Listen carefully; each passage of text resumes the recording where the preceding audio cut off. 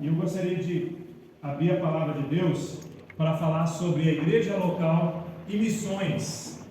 A igreja local tem tudo a ver com missões, e missões só existe porque Deus quer usar a sua igreja local para que ela aconteça.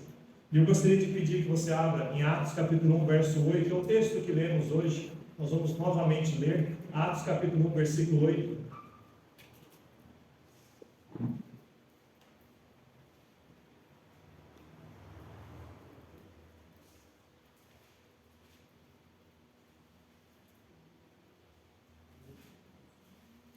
A igreja local, ela participa, ela é a propulsora, ela é a agência que Deus escolheu, e ela faz missões através da oração, através da ida ou envio, e ela faz também através da contribuição, da manutenção financeira, material, para esse trabalho espiritual que vale para a vida toda, para a vida eterna, né?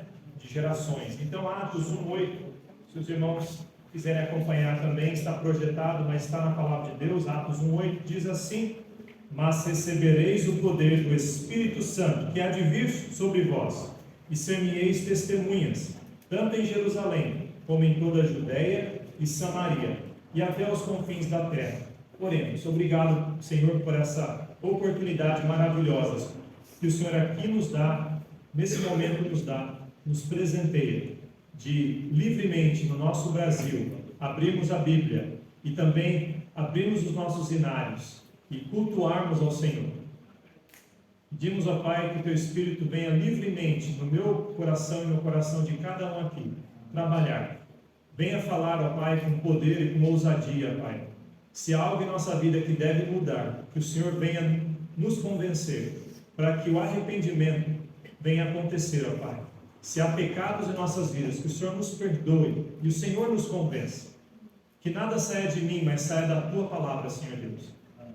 E se há pessoas aqui que nunca entregaram sua vida para Jesus, que hoje possam entender a salvação, se arrepender dos pecados e crer em Jesus como o único e suficiente Salvador. Que seja o dia de transformação, de vida eterna, de nova vida. Que o Senhor traga consolo aos corações aflitos. Cura aqueles que estão passando por enfermidade, seja física, seja emocional. Que o Senhor traga direção para os que querem tomar e precisam tomar decisões. Que o Senhor venha suprir as nossas necessidades de acordo com a Tua vontade. Em nome de Jesus, amém. Amém. Então, a igreja local e missões. Logicamente, irmãos, quando você fala de missões, vem muita coisa na cabeça, né? Muita coisa, muitos pensamentos vêm, porque a tarefa missionária é muito ampla, porque o campo é amplo, né? A necessidade desse mundo é enorme. E aqui Jesus Cristo, antes de subir ao céu, de ser assunto aos céus, Ele deu essa missão para os seus discípulos, para aqueles que um dia confiaram nele e que estavam querendo segui-lo em cada passo, em cada direção. E essa foi a direção de Jesus. Ele disse: vocês vão receber poder. O poder que vocês vão receber é do Espírito Santo, o outro Consolador. O meu Consolador, aquele que vai ficar quando eu partir. E Ele vai vir sobre vocês e vocês vão testemunhar de mim. O testemunho, a mensagem daqueles seguidores não seria outra a não ser o próprio Jesus. E vocês vão fazer isso na cidade em que vocês estão agora, em Jerusalém, na Judéia e Samaria, que são as regiões ao redor de Jerusalém, que seria, podemos ver, as cidades circunvizinhas e o estado, e também até os confins da terra, as nações, atravessando os oceanos, os continentes, aqueles que eles nem imaginavam que existiriam. Porque lembre-se, irmãos, que o novo mundo, né, a América, foi descoberta muito tempo depois. Então, na cabeça dos discípulos, nem imaginavam o que Jesus estava falando, a amplitude do campo e da necessidade, mas Jesus já sabia, porque Ele criou. E Ele tinha um plano para que hoje, 2024, as igrejas tivessem e continuassem investindo e mandando e orando por missões, para que isso aqui fosse cumprido. Jesus falou aquilo para aqueles discípulos de lá, para que os discípulos continuassem obedecendo. Eu gostaria então de falar, como eu já disse no início, E há 3 maneiras em que os discípulos, em que a igreja local, formada por discípulos, deve cumprir a grande comissão, a missão de Jesus. E é através, primeiramente, da oração. Se os irmãos abrirem comigo em Mateus 9.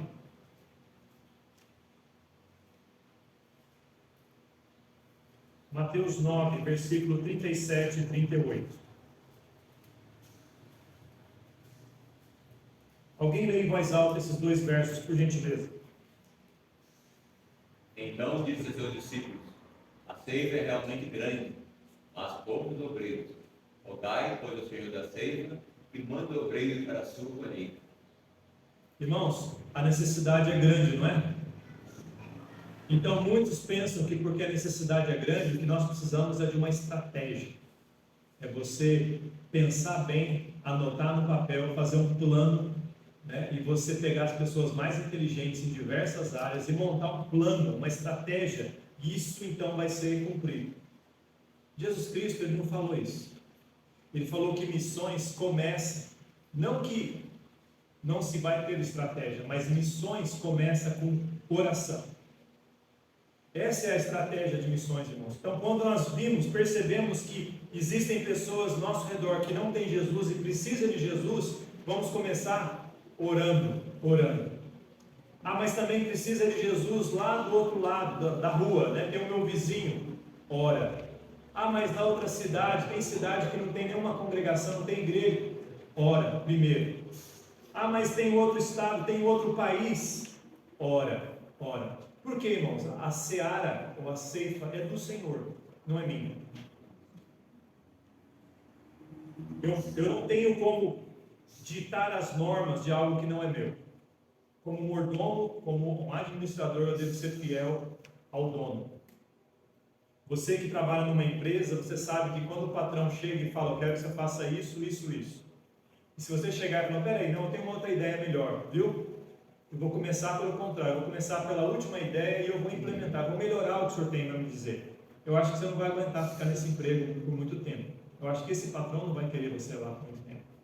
Porque ele quer um mordomo fiel, alguém que atende ao pedido, porque o patrão, além de ser dono, ele tem um zelo, ele tem um plano, ele consegue ver de forma que nós não conseguimos ver.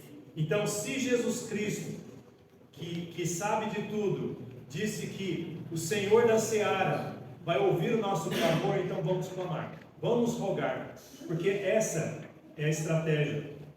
Lógico que depois da oração, aí sim podemos botar em prática, né, os conhecimentos, botar em prática as ciências, botar em prática as pesquisas, as experiências que as agências missionárias têm, que as escolas teológicas, que as igrejas têm, mas antes de tudo, joelho no chão, oração. Porque se não tivermos o poder, você pode ter estratégia que for, não vale de nada. Então ora e ora. Jesus Cristo falou assim aos seus discípulos: a ceifa é grande, poucos são obreiros. Faz a matemática aí. Não precisa de mais obreiros, né? Pede para Deus. Porque Deus, Ele chama pessoas. Deus coloca no coração de indivíduos uma chama, um fogo que fala: você vai me atender. E logicamente nós podemos dizer não. Eu já disse não para Deus muitas vezes na minha vida. De todas elas eu me arrependo. Eu me arrependo amargamente. Mas quando eu disse sim, eu não me arrependo. Por mais difícil que pareça, por mais difícil que poderia parecer, por impossível que parecesse, eu não me arrependo. Quando nós sentimos a direção de Deus, talvez pessoas estejam orando por nós para que a gente chegue àquele momento, talvez multidões estejam orando, talvez desconhecidos estejam orando, talvez você seja a resposta da oração de alguém, porque a gente não vive isolado nesse mundo, irmãos. Como igreja, nós somos interdependentes. Por mais que a nossa igreja possa se chamar independente, a gente gosta dessa palavra, né? Eu sou independente. Mas nós dependemos uns dos outros, irmãos. Nós dependemos acima de tudo de Deus. Então, o Deus que é o Senhor da seara diz que devemos buscar ajuda, devemos orar, devemos clamar, rogar, irmãos. A palavra é muito forte, não é só um pedido, pronto e tchau. Não, é você rogar, você chamar, clamar por ajuda. para que mande obreiros para a sua colheita. Então a oração, orando é a forma com que devemos começar. A igreja local deve orar. Irmãos, vou voltar aqui. A nossa igreja tem que criar essa cultura de oração, o hábito da oração. E eu fico muito feliz que começou com as irmãs. Interessante que muita coisa na vida cristã começa com as mulheres. Você reparou, irmãos? Quem que encontrou Jesus, aliás, o túmulo vazio primeiro? Quem foi? Os homens? Mulheres. A mulher samaritana foi talvez a primeira missionária registrada em João capítulo 4. Interessante, né, irmão? Jesus Cristo nunca discrimina ninguém, inclusive por causa do sexo.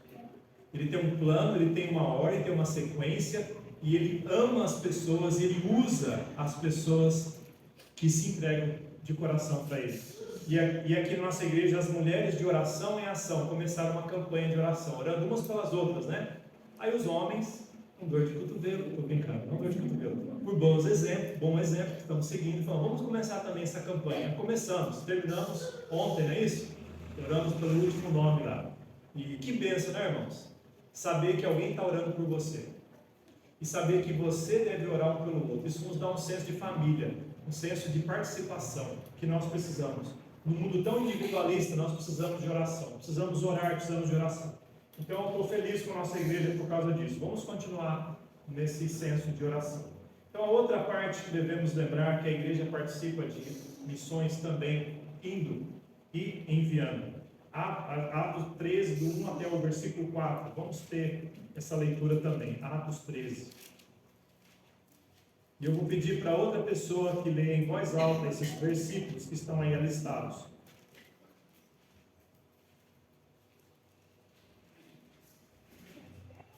Pode ler, pode ler. Na igreja que estava em Antioquia, havia alguns profetas e doutores, a saber, Barnabé e Simeão, chamado Níger, e Lúcio, Sirineu e Manaém, que fora criado com Herodes e Tetrarca e Saulo, e servindo eles ao Senhor, e jejuando, disse o Espírito Santo, apartai-me a Barnabé e a Saulo para a obra o que os tenho chamado. Então, jejuando e orando e pondo sobre eles as mãos, os despediram. E assim esses, enviados pelo Espírito Santo, desceram a Seleucia e dali navegaram para Chipre.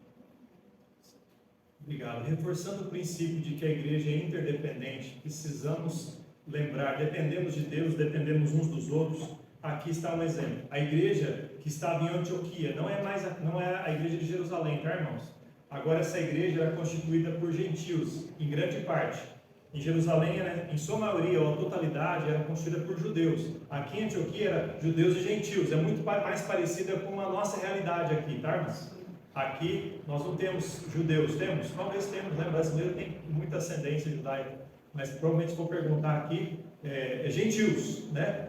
Então uma igreja mais parecida com a gente, estava crescendo, estava fervorosa, amando ao Senhor, e ali haviam homens de Deus servindo, né? Esses homens estão listados, tinha professores, tinha profetas, homens pregando a palavra naquela igreja, a igreja crescendo, estava borbulhando ali o evangelho naquele local, e esses homens estavam ocupados na obra, estavam servindo na sua igreja local.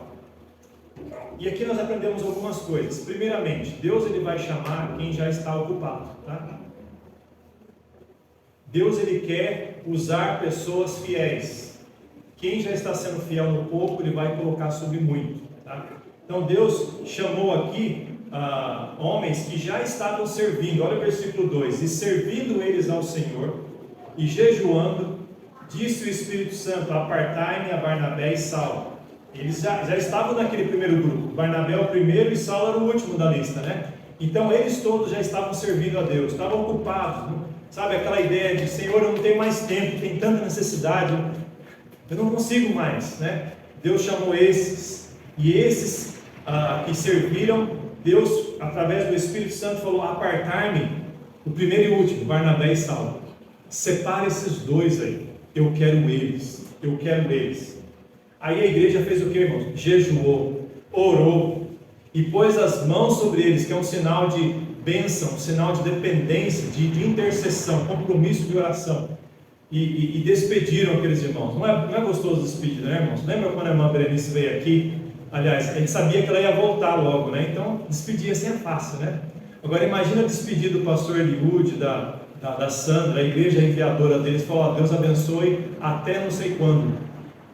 Um dia que vocês vierem visitar, a gente se vê, mas não tinha data mais para voltar, irmãos, né? Então, despedir de alguém que vai para um campo missionário, que não tem data para voltar, é algo doloroso, mas eles fizeram isso porque estavam preparados agora.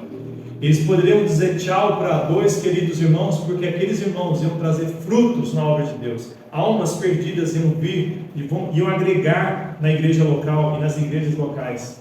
Dá para ver, irmãos, que não tem como ser missionário ou ter uma igreja individualista, mesmo que seja independente. Uma igreja tem que chorar com os que choram, se alegrar com os que se alegram e abençoar aqueles que estão servindo aqui para eles servirem lá. Então a igreja é usada por Deus, irmãos, como uma agência missionária, a agência principal, primária.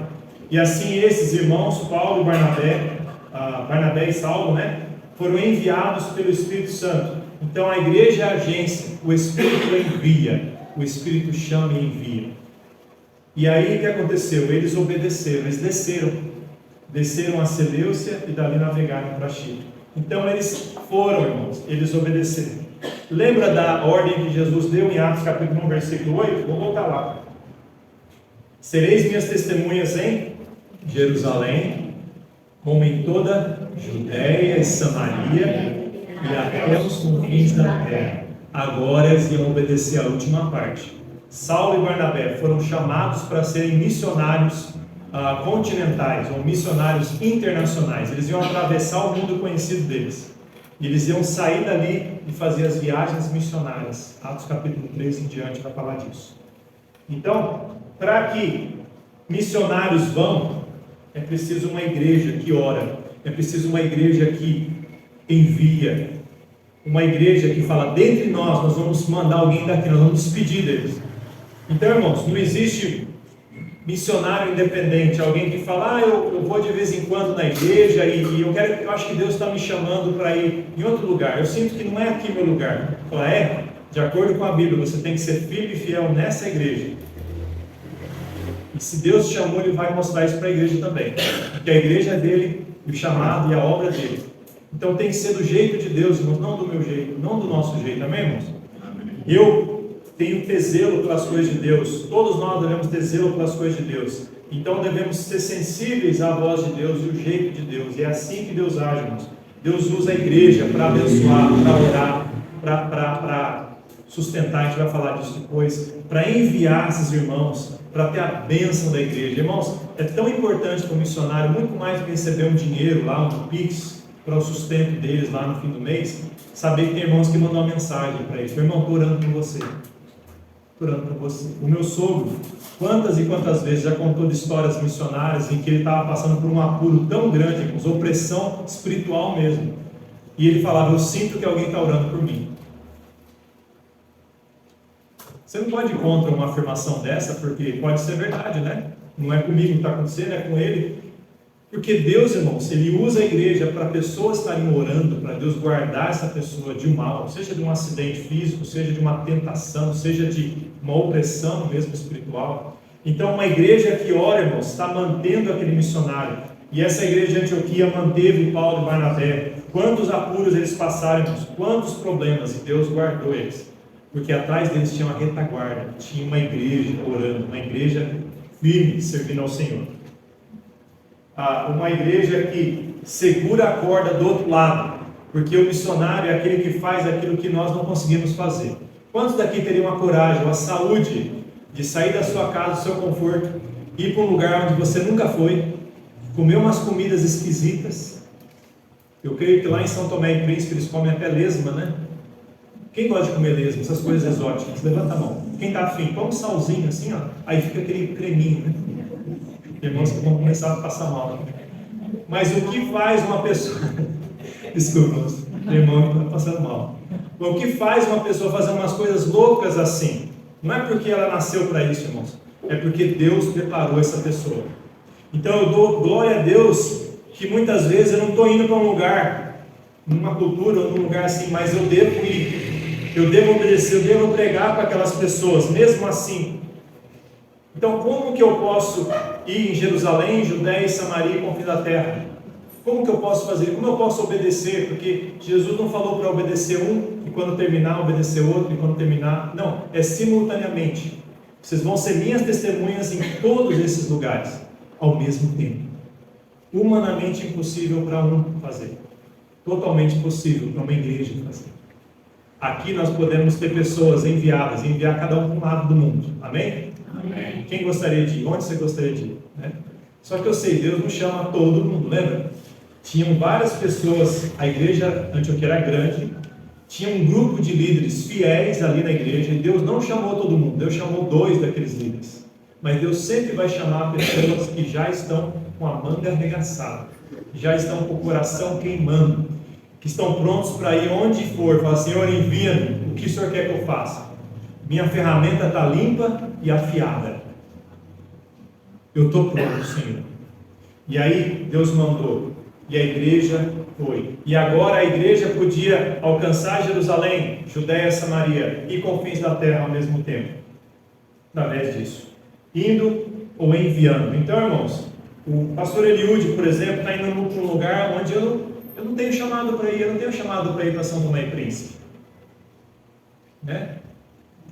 E ninguém aqui é obrigado a ter chamado para ir para lá, mas devemos alcançar lá, amém, irmãos? Amém. Devemos pregar lá. Como que nós fazemos isso? Através do missionário, que nós oramos, que nós enviamos, que nós abençoamos e contribuímos também. É isso que Deus quer usar. A igreja local faz isso. E a última coisa, Filipenses 4, 15 até 17, através da contribuição.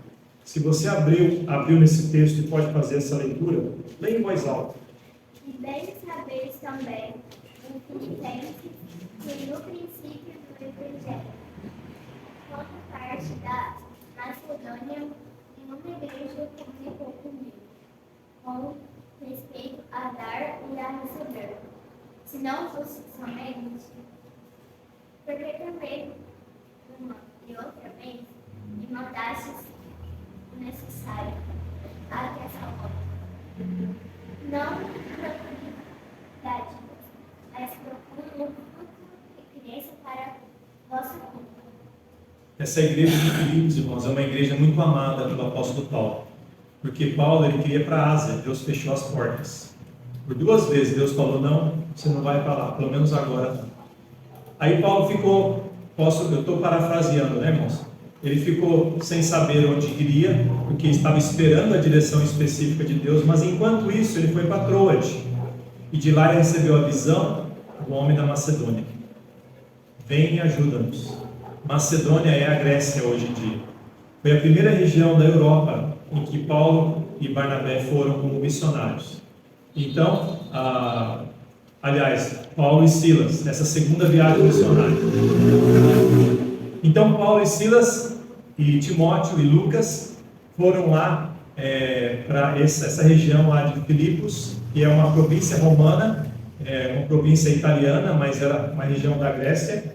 E Paulo começa a pregar o evangelho e Lídia estava numa reunião de oração na beira do rio. Lídia crê em Jesus como Salvador. A família de Lídia crê em Jesus como Salvador. Paulo vai na casa deles. Então foi a primeira família na igreja de Filipos, família de Lídia. Depois Paulo expulsa o demônio de uma jovem, vai preso por isso. Paulo e Silas vão presos por isso. E o carcereiro vê um milagre acontecer, porque Deus abriu todas as cadeias. E o carcereiro, a ponto de tirar sua vida, achando que falhou, ouve Paulo gritar e falar, não faça isso contra você mesmo. E Paulo prega para o carcereiro. E o carcereiro crê em Jesus, porque ele pergunta, o que eu faço para ser salvo? Atos capítulo 16, versículo 31. Crê no Senhor Jesus e será salvo, tu e a tua casa. Ah, pastor, então ele aceitou Jesus, a família toda foi salva? Não, dei o resto. diz que Paulo pregou para a casa inteira, todos creram, foram batizados. É só ler a Bíblia, tem que ler mais do que um versículo, né? Todos precisavam ouvir, todos creram, todos foram batizados. Segunda família membro da igreja de Filipenses. Dá para ver, irmãos? Deus usou uma situação de portas fechadas para abrir uma outra porta. Duas famílias, membros da igreja e logicamente mais pessoas. Essa igreja, irmãos, tinha um coração para missões. Essa igreja amava missões e eles queriam dar para missões. Eles eram a igreja, uma das igrejas de Macedônia, que quando os irmãos em Jerusalém precisavam de recursos, estavam com pobreza, eles se juntaram, do meio da dificuldade deles, juntaram dinheiro para mandar para os irmãos lá em Jerusalém. Eles nem conheciam os irmãos, mas mandaram. Olha que coração, irmãos. Um pastor que depois teve que falar, para de mandar dinheiro. Já viu algum pastor falar isso? Mostra para mim, me dá o WhatsApp desse pastor. Deve estar no hospício, né, normalmente. Porque normalmente o pastor não vai falar, mas Paulo falou, eu já tenho o suficiente. Porque a igreja não parava de dar. E se Paulo falasse, para, eles ficavam bravos. O senhor não vai me privar dessa bênção, pastor, ou Paulo. Então, irmãos, dá para ver que o Espírito livremente trabalhava na mente, no coração dessa igreja. Ninguém dava porque era forçado, não, porque queria. Eram voluntários, né? E Paulo amava essa igreja. E olha o que Paulo falou nesse texto que acabamos de ler. E bem sabeis também, ó Filipenses, que no princípio do Evangelho, quando parti da Macedônia, nenhuma igreja comunicou comigo com respeito a dar e receber. Sabe o que é essa comunicação, né? É dar e receber. Contribuição. Tá? Se não vós somente. Então eles eram os únicos, talvez dos poucos, né, que contribuíam depois com o ministério de Paulo, mas nessa fase eles eram os únicos, porque também uma vez me mandaste o necessário a Tessalônica, não que eu procure dádivas, mas procuro fruto que cresça para a vossa conta. Aí que é bonito, irmãos. Paulo, ele fala de dinheiro sem medo, sem vergonha, tá? Sem receio. Hoje em dia você tem que tomar muito cuidado para falar, né? Mas quando você está bem com Deus, se prega biblicamente, você não tem que ter vergonha, você tem que pregar a Bíblia. Paulo lhe falava livremente, olha, irmãos, obrigado porque vocês dão, vocês recebem, vocês são uma igreja generosa, mas o meu desejo não é ficar recebendo de vocês, eu quero dar para vocês. Só que Paulo não tinha dinheiro. O que Paulo dava para eles? Eu vou dar o que eu tenho, eu vou ganhar almas, eu vou ganhar pessoas perdidas no inferno, das garras do diabo, eu vou levar para o reino de Deus, eu vou salvar, aliás, Deus ia usar ele para salvar. E todas as pessoas que forem salvas, o crédito, a bênção vai para a conta de quem orou, de quem enviou, de quem contribuiu. Então, irmãos, mesmo sem a gente saber, quando o pastor Eliúde evangeliza na África e alguém aceita Jesus como Salvador, sabe para a conta de quem que vai? Conta espiritual? Para mim, para a sua também. Por quê? Porque a gente está mantendo o pastor Eliúde lá. A gente está fazendo com que seja possível para que ele faça o que está fazendo. Então, irmãos, é assim que opera. Paulo está falando, eu quero fruto que cresça para a vossa conta. Eu quero dar mais do que vocês estão me dando. Tá bom? Vocês querem me dar? Tá bom, eu vou dar o dobro. Então eu vou pregar para 200 pessoas, eu vou na sinagoga, vou levar almas para o Senhor Jesus. É isso que eu vou fazer para te ajudar, igreja. Então essa é uma história de amor entre Paulo e a igreja de Filipos.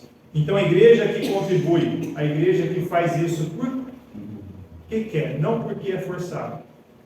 Alguém certa feita disse, eu procurei a fonte dessa frase, irmãos, cada hora eu acho um autor diferente. Então eu falei, alguém disse, missões se fazem com os pés dos que vão, com os joelhos dos que ficam e com as mãos dos que contribuem.